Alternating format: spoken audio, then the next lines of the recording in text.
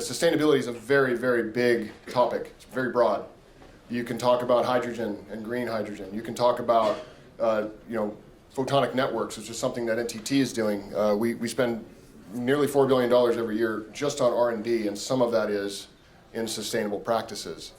We're looking at networking for, using optical networks to have high latency or lower latency, high capacity at low cost. Those types of things are always out there, and technology is continuing to lead the way. But to the point that Rob was making, I think we're kind of stuck in a place where we can easily get unstuck because technology is already here that can help us in the sustainability journey. We have IoT, for example. There are sensors that can measure almost anything today. A lot of our lives are connected in more ways than they ever were. We have an office, one of our R&D offices is a lab for me. They're connected with everything from occupancy sensors to CO2 sensors. We get electric grid readings, we've got water meter readings, and we're putting all that together to create a smart building. I guess my point is that if you can't measure it, you can't manage it. Early in my career, I got to work with Professor Michael Hammer from MIT. He's written a lot of books on business process reengineering, but he said one thing to me that really stuck when I was younger, and he said, if you can't measure it, you can't manage it. And today, we've put a lot of interest into, and forgive me, but I talk about the FOMO of sustainability.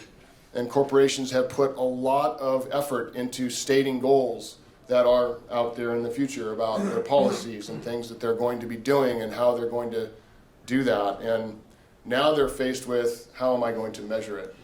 For me, it's all about the data, and we have it. And my job and my role at NTT, both internally and externally, is to take that data and to make manageable and insightful stories out of that data, and one of those is sustainability and sustainable practices. And we're starting with things like carbon neutrality. There is a study that is about to be published in collaboration with Wall Street Journal and NTT and others that actually polled a lot of corporates and CEOs and CIOs about their sustainability missions, and a lot of them, as you'd expect, have stated that they have a mission. But many of them said that they are very low in terms of their maturity on measuring that. So I guess my answer to you is sort of almost low-tech, and that is we already have a lot of the tools we need in order to start that journey, and we just need to start. Now, there's a scope 1, scope 2, scope 3. I look at, just to finish, I look at just a regular chart that says, across the x-axis you have scope 1, scope 2, scope 3, and across the y-axis you have three things. Step 1, which is, what am I doing today? How can I get data and put that data together, whether I have 1,000 plants in my ecosystem or I have one building? How can I start to measure that around just scope 1, the things that are direct to me, that I do? Step 2 on that is, okay, so if I know what I'm doing today, how can I look forward and see where am I going to be tomorrow? Because I can see a trend.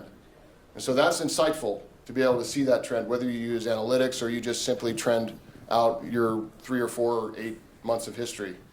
And then the final is if you do the modeling right, which you've done step 1 and step 2, and you have a model of your business and your footprint on energy and energy usage, you can start to do a simulation on that.